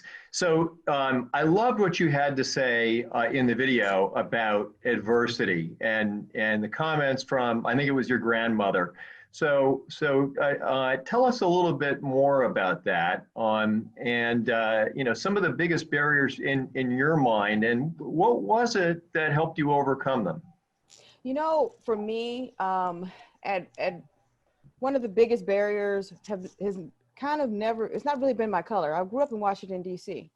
We call that Chocolate City. And so I didn't even know what a minority meant, until I got injured and I traveled, and I ended up on the team that I was on, and I looked around and there was no one like me. There was no one that I can, borrow some, makeup with, or, if I wore my hair natural, if you saw, like, when I first started, my hair was always either in braids, or even the braids were a bit too much. It was always straight or, straightened, and I had to look a little, because I wanted to fit in. I didn't want people to ask me the questions. I don't want them to pet my hair. I didn't want them to, to do all these things. And so for me, it was always kind of, that was my first realization that, wait a minute, am I changing myself to fit in with this group? And that's when I started going, yeah, no, it's not going to happen. They're not changing their hair. I'm not going to change mine, so those are some of the things that I had to work through. And it wasn't necessarily them. My teammates were not the ones, so there were some things that they didn't understand, what were slightly, maybe prejudice or wrong. But it wasn't out of malice. And so, it took for me to educate them on certain things in a kind way, but the main thing was myself. Like, oh, I don't want to be seen as this angry Black woman. I don't want to be seen as this. instead of being able to be myself, you know. So those are the barriers that I had. Yeah, thank you. And along the way, you know, it seems like you have carved out, you know, a unique and authentic you. Every one of these experiences has defined you in a whole new way. So that's just so great to hear. Well, look, I want to go back to Ashley now, and I have a question about role models. In the movie A Most Beautiful Thing, there's a high school teacher named Craig Nash who says, "You cannot be what you cannot see." So Ashley, you know, you were the first ever Black member of the U.S. Olympic women's water polo team, and I'm just really curious, who was your role model, and you know, what made you decide to go shatter that barrier? I love that phrase, "You cannot be what you cannot see," because I wholeheartedly believe it. It inspires me. My role model growing up and through water polo was my mom. Like, she instilled all of the values, all of the like competitive spirit, all of the love, everything that I have and what makes me great in this sport, I got from my mom, and she knows nothing about water polo. But part of that is that I didn't see many people at the Olympic level, at the national team level, who look like me. Like, part of the reason why I didn't have this dream for myself is that I didn't have people who look like me succeeding in this sport. And like I said earlier, I heard the stories like, oh, Black people can't swim. What are you doing here? Cullen mentioned being doubted, being seen as less than, as a threat. I felt all of those same things. And when you're growing through sport, when you're coming up in it, you start to like shed your identity that doesn't fit. And Carrie talked about it a little bit. She was able to say, no, this is me. I'm going to bring me. But when I was younger coming up, like I started playing when I was 9. It wasn't so easy to like say, no, this is me, like stand up for myself and know that what made me different was my strength. Know that my individuality was something that set me apart, and that was a positive thing. Like, I kind of bought into that narrative. I was like trying to get people to ignore my skin, trying to like not hear those stories, trying to be like, oh yeah, like back down a little when people were threatened by how great I was or how like successful I was in this sport, like trying not to stand out. And it's just hard because you're young and you feel unwanted and not accepted. And it's just not possible to shed your skin. It's not possible to shed your ability. It's just not possible. So yeah, and I didn't really choose to break this barrier. Like I said, water polo found me, and I didn't really believe that I could get here. But it was a long journey getting here and realizing that there was this barrier to break. There was this thing that was in a lot of people's way, and I could be someone who got through that barrier and made space for everyone else to come through after me. And once I understood the responsibility, once I acknowledged the responsibility, I was able to accept it and accept myself, and just realize that the color of my skin is a pathway. It's a way to opportunity, and the opportunity that I got can be open for all of the people who come after me. So yeah, I didn't necessarily choose to shatter the barrier. It sounds really grand, but I realized that I could just be me and play my sport, and it would open up opportunity for people who look like me. And that was something that really motivates me now and motivated me on my pathway to 2016. That's really great to hear. Colin, I'm curious, listening to Ashley, what did that bring to mind for you? Any particular role models? Oh, wow. So growing up, I had a Gary Hall Jr. poster in my room, but he wasn't really necessarily a role model for me. My 2 role models were Muhammad Ali and Michael Jordan. My dad is a huge Knicks fan. So for all those that might not know, Jordan always put up 55 points against us. So my dad never really liked the Bulls, but we would always sit there and we would watch. And the one thing he always did was he pointed at Jordan, and he would always say, that's what an athlete is. It's not about him. it's about putting the team first. And I know The Last Dance doesn't necessarily show that, but we all have seen the Gatorade commercial where he had the 102 fever and he still was able to put the team on his back. And that was the day that my dad said that to me. We were watching that game and he said, you put the team before yourself. And so, Tom, like I said, I never thought of it in the grand scheme. No one told me I was going to be an Olympian at 16, like Michael Phelps, who heard it at birth. I was 22 when I heard it for the first time that someone said, oh, you can possibly go to the Olympic Games. For me, it was always about having my Jordan moment. So I remember being in high school, the last man on the anchor and having a fever and thinking to myself, this is my Jordan moment. This is my Jordan moment. Put the team on your back. And so even when I was at the Olympic Games and the French team was talking smack saying they were there to crush the Americans, and it was Michael Phelps, Garrett Webergel, and Jason Lezak, and we didn't look like we were going to win on paper. In my head, I kept saying, this is your Jordan moment. This is your moment to put the team first. So breaking the barrier wasn't on my mind. I think it would have freaked me out if I was thinking about that. It was about being a vital member of the team and putting my team first. So I just want to encourage everybody to, if you can, get on YouTube and watch the video of Cullen and his relay team winning that gold medal. One of the greatest races of all time. So Cullen, let's stay with you for another question. Let's talk about the role athletes can play in driving social change. You told me last week that you've studied Colin Kaepernick and his decision to kneel in protest of social injustice.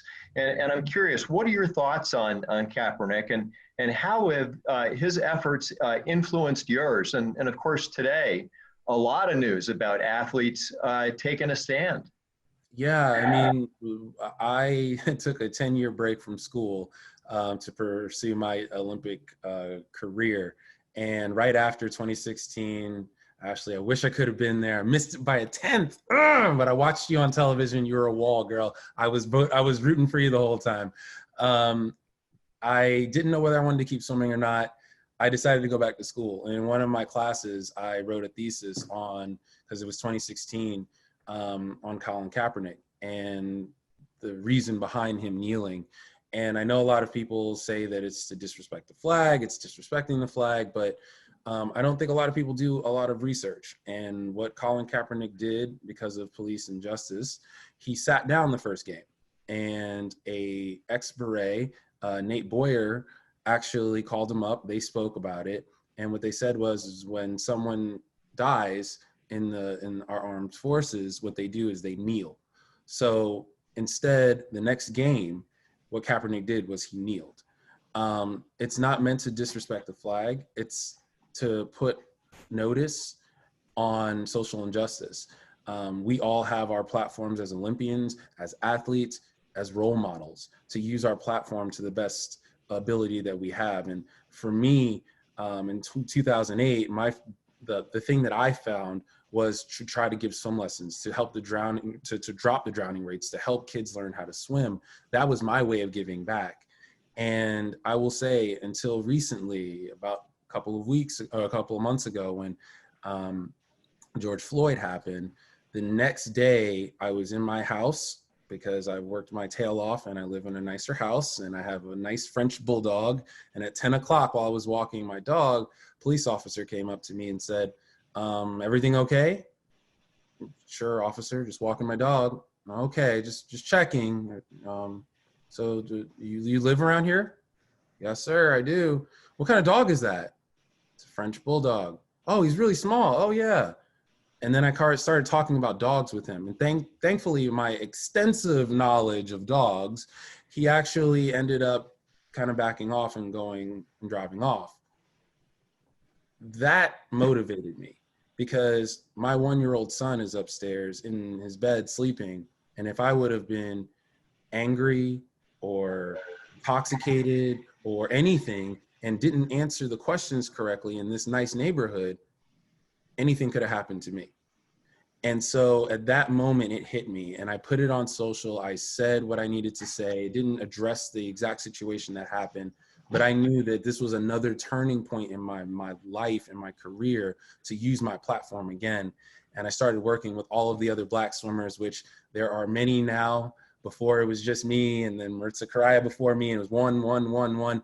Now we have Simone Manuel, we have Leah Neal, we have Reese Whitley. We have so many Black swimmers, and we're banding together to really try to speak to our sport and try to change and make a change for these swimmers that are coming up behind us. So when it comes to Colin Kaepernick, he was looked down on as a traitor of his country. Another person like that who passed away, who was a huge role model for me, was Muhammad Ali. It was the same thing for him. But look what he had as an imprint on our sports. Look what Colin Kaepernick now, as we start to think about what's going on, now you have the commissioner retracting what he's saying to say that what's going on right now and what Colin did was not to be disrespectful, but to put a light on something that's happening. And I'm using my platform to try to do the same. Yeah, thanks for sharing that. And, I would just say to everybody, as you read the news right now, take a look at the role athletes are playing, how they are standing up and speaking out. And this is not a new thing. You can go back to, pick the 68 games and Carlos and Smith. There have been some powerful moments in our nation's history where the arc of history has been changed by athletes using their voices. And so I want to turn in our remaining minutes back to Carrie, if I may. Carrie, so let's talk philosophy.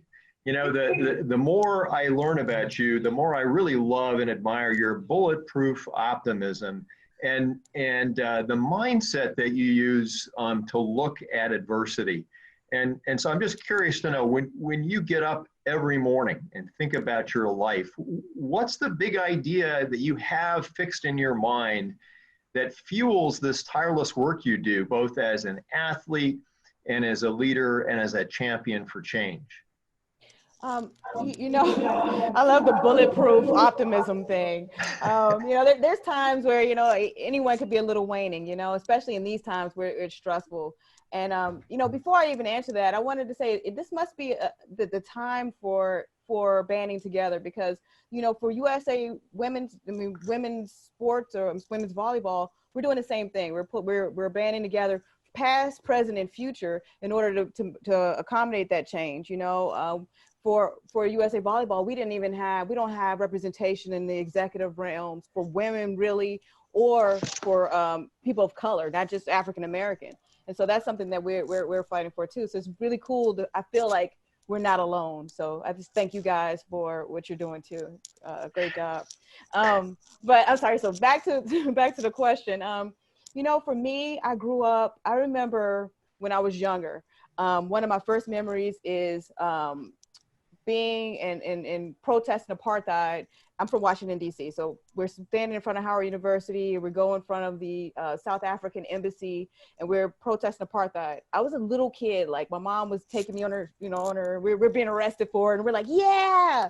And so one of the things my mom always instilled in me is that each generation should do better than the last, right? And so we are who's going to affect that change. And for me, growing up, it's all about the legacy that I can leave behind. And so those things that what I can do each day, like I'm a part of a board that helps, make sure that their organizations are being diverse and they're being fair in who the people they're recruiting. And those are all the things that we're missing, in most of these communities. And I think that's what drives me, is like, how can I affect change? These medals are cool, but when I go, is that really what I want people to have from me? I want more. I want them to have more from me as, I pass. And so that's what I think about as I'm, getting up and, throwing on the prosthetics every morning. But yeah. That's just great. Well, that's a great closing thought. I mean, all three of you clearly have asked that question, what's my legacy?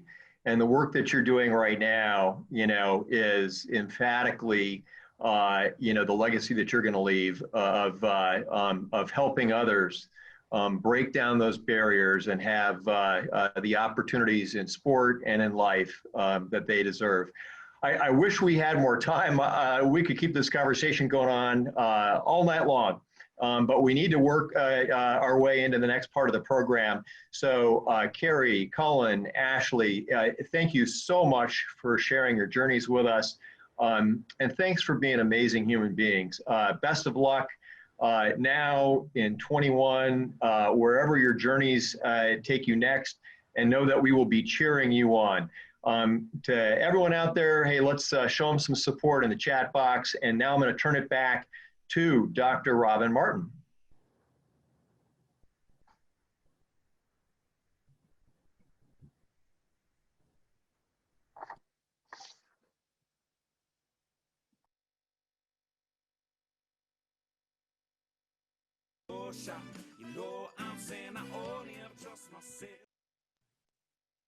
Thank you all. Thank you. I was applauding the whole time. I really appreciate it. Thank you, Tom. So we heard a lot about inequalities and barriers that exist in sports like baseball, hockey, swimming, and other non-traditional sports. Our decorated Olympians just proved that barriers are made to be shattered. Thank you, Olympians. Thank you for your brilliance and your courage for demonstrating that just one opportunity can create thousands. So let's talk a little bit more about how we shatter these barriers for more families and communities, more families in our own communities. And we're going to turn it back to Michelle, Buki, and Kyle. So I'm going to turn it over to Kyle and Buki to talk a little bit about their role in the Play Equity Coalition, which has studied a lot of these inequities and has made some findings and recommendations. And so Kyle and Buki, could you share with us some of the findings and recommendations and how we can do our part to help? Absolutely, thank you. We're really excited to share both kind of what the Play Equity Coalition is embarking on and what we think we as a community can do to really impact the lives of young people and our community at large. The Play Equity Coalition has kind of assembled this call to action. And as the Olympians so eloquently stated earlier, sports, play, outdoor recreation can be truly transformative. We know that it can impact how one sees oneself and the trajectory that they might be on. You know, the research suggests it improves grades, self-confidence, resilience, the immune system, and helps kids heal from stress and trauma. And so many of their stories reminded me of some of those, whether they're microaggressions or macroaggressions, that can really shape how kids see themselves and the path they might end up on. We know that 19% of all youth in King County get the CDC recommended activity of play per day. We know that number is different for youth of color, youth with different abilities, and youth who don't speak English, as well as girls. So there's a number of data and statistics that the King County State of Play captures, that the Play Equity Coalition is really embarking on with some action statements. And before I turn it over to Buki to talk more about those action statements, I think the athletes already said it in terms of the power of sport, not only to bring different people together, but to use their platform. And I would be remiss if I didn't mention, as a Midwesterner, as someone who grew up just outside of Minneapolis, the deaths of George Floyd, Ahmaud Arbery, Breonna Taylor, and most recently Jake Blake, demonstrate the need of our society to really push our own understanding of racial injustice, the historical nature of systemic racism, and what each of us can do to make change. The Milwaukee Bucks are not playing tonight. The Seattle Mariners are not going to play tonight. And there are a number of athletes who are really stepping up and trying to take action in a variety of ways. So with that, I'll turn it over to Buki to talk more about some of those actions. Thanks, Kyle. And I think it is important that we recognize too our own ability to take the necessary steps, right, to address some of the disparities and barriers that exist for our Black and brown communities. And I think when we think of sport, right, we think of it's an inclusionary aspect, right? Play should be inclusionary, and it has the ability to reconcile. And I think now more than ever, we are in a position to bring reconciliation, and we can do that through the power of play. So we're asking you to be evangelists, right? Get out there and talk about why physical activity and why sports is an essential aspect to a kid's physical and mental well-being.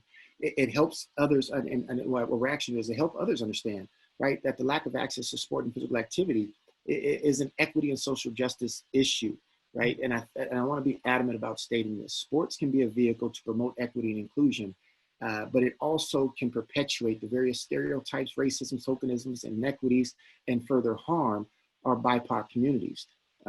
But you can be advocates. You can talk to your local municipalities. You can talk to your schools to really, address the issues that exist within physical activity and recess, and encourage your local governments, man, to really invest in communal spaces. I think oftentimes we adultify space, if that's even a word, right? In which in order to be accessed, you have to be accompanied by an adult. Well, no. Let these kids take over these places, right? Give them the ability to just go play, just like we did, right? And I think we want to create those spaces. Register your kids for swim lessons, right? Get out there and spend time with your children, right, at lakes and at rivers in a safe space, right? Don't just go out there reckless. But the fact is that you have access and create that space and that time, and encourage others, right? And I just want to make sure that, let's remember, access to play is a right, not a privilege.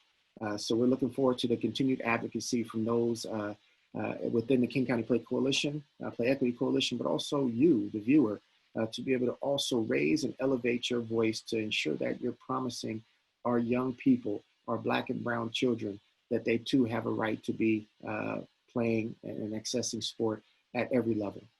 Yeah. Thank you, Carl. Thank you, Bookie. The Play Equity Coalition has to be extremely proud and honored to have you both serve in that capacity. So thank you. Michelle, I'm going to turn it over to you. Gabriel's Wings has entered a collaboration with the Y of Greater Seattle to pilot an initiative for Black youth and families. Please tell us about this collaboration, how we can help Gabriel's Wings and the Y break barriers in swimming for Black youth and young adults locally, and why is this so important? Absolutely. Well, I would be remiss if I didn't give a shout out to Carrie when she talked about being in DC on Howard's campus when people were protesting. I was probably one of those students. I would like to say I was a child prodigy at the time, but I wasn't. But that gave me a little bit of a chill up my spine because I was on the other end of that. So that was a cool full circle moment. So, I think to just tie in some of the things we've heard, I think back on my own parents, and fear can be learned, right? Lack of access can be learned. Things that aren't for us, right, can be learned. And so I'm so grateful that I had parents who said, in spite of what we don't know or what we fear, we want to make sure you have something different. And so it's very easy when it's something that's native and easy for you to bring your children into that. It takes courage and foresight to say, in spite of what I do not know and what I do not have, I want to make sure that my children have access to this. And to me, that's part of the spirit of what we're doing with the YMCA. It is certainly at its core a water safety program that is targeting African American children. If you look at just between the ages of 11 and 12, our children are 10 times more likely to drown than white children of the same age. So it's such a beyond all of the amazing obvious things that sport and play and competition can give you, this is literally a life or death scenario. And so it is of paramount importance that at the very least, our children understand the water, respect the water, know what to do in the water. And they may be in homes. In fact, the statistics suggest they are in homes where perhaps water has not been a part of day to day. So I would encourage parents, our hope is to work with 100 families in the first pilot year. And as I said before, that's holistic, that's transportation, that's education, that's communication, getting the word out to the right students in the right schools and communities. But I think where parents can also encourage and be a part and be in the room, it just sends a powerful statement about what matters. And this type of program has the opportunity not just to impact the 8 or 9 or 10-year-old child who is a part of the program, but older brothers and sisters and parents as well. So, my hope and prayer is that through this partnership and through the platinum programs that I can speak of personally that the YMCA has had a tradition of in terms of swimming, that we can bring new people to the table, new children to the table, and break down some of those barriers that exist for our Black children specifically when we talk about swimming and water safety. Yeah, no, thank you. Thank you, Michelle. I just have to take a deep breath because I'm so honored to be a part of this tonight. I want to thank Michelle, Bookie, and Kyle, and our Olympians for being here tonight. Thank you for sharing again your wisdom and your knowledge on how we together can continue to break systemic barriers and bring equity into sports and other spaces that are vital to unleashing potential for all. So now I'm going to turn it back over to Loria. Okay, thank you to our panelists and to our moderators, Robin and Tom. Many thanks to the U.S. Olympic and Paralympic Committee, the Play Equity Coalition, who played such a vital role here today. Thank you. Also, I wanted to highlight that the YWCA has joined us in this work as a learning partner. And we're so proud to have the Ys walk alongside of one another in this work. But just like that, guys, our time here is done for this part of the series. And what just a thought-provoking conversation. I hope you enjoyed it as much as I did. But now it is your turn to engage in the conversation and share your learnings and your questions with one another. So there is a lot to unpack from all of these vibrant discussions. And we know that the deepest learning happens when you can discuss and continue to process all of this together. So we encourage you to sit tight and to stay right there for a virtual discussion that's coming up now in some small group community conversations in breakout rooms. So you may even have one of our panelists from this session to join you and pop in to one of those sessions. So sit tight for that. But before we cut over to those virtual group discussions, and I send you into the breakouts, I'm pleased to share that we've heard you. We've heard you in that we will be continuing this community dialogue. And in our next session, we will feature the voices of young people who are using their voices and spaces for social change in our next virtual discussion. I'm so excited about it.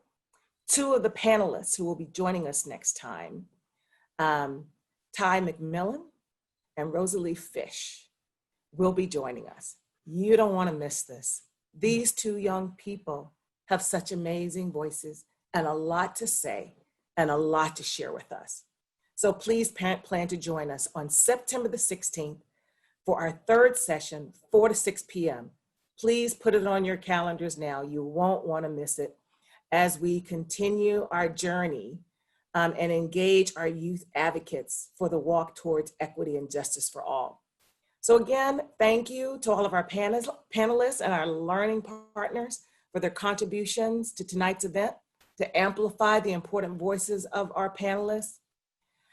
This is just such an opportunity that the Y is so proud to be a convener of, and we so appreciate all of you being along with us on this journey. We're at the 6 o'clock hour, and we like to be on time. So now I want to go back, put the slide back to the instructions for the breakout session. I thank you all for joining us. And in just a moment, you will see your assigned breakout room. So thank you. Please click on the button to go into your breakout room. And thank you again for joining us. Have a fantastic evening. It's only just a matter of whoa, oh, oh, 'cause I won't stop playing no shot. You know I'm saying I only ever try. trust myself.